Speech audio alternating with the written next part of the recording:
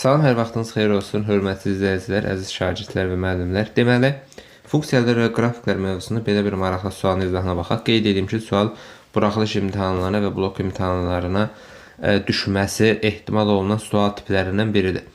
Fx funksiyasının qrafiki verilir və tənliyin neçə müxtəlif kökü var deyir. Fikir verin, f funksiyasında x-in yerinə hər hansı bir a ədədi qoymuşam, sıfıra bərabər eləmişəm. Deməli, bu mötərizənin içindəki ifadə, yəni mötərizənin içi bunun sıfırlarıdır. Üçün sıfıra bərabər olur. Funksiyanın sıfırları -5 və 4'dür. Deməli, 4 minus 3x kvadratın bir dəfə bərabər edəcəm 5'ə, daha doğrusu -5'ə.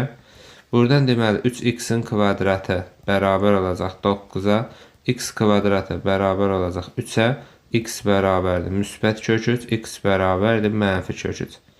Və bir dəfə də 4 minus 3x kvadratını bərabər edəcəm 4'ə. 4'lər hər tərəfdən islah olunur. 3x kvadratı bərabərdir 0, x kvadratı bərabərdir 0, x bərabərdir 0. Neçə müxtəlif həqiqi kökü var? Neçədən oldu? 1, 2, 3. 3 müxtəlif həqiqi kökü olacaq. Deməli, 101'də doğru cavabımız 3. Uğurlar, növbəti izahlarda görüşərik.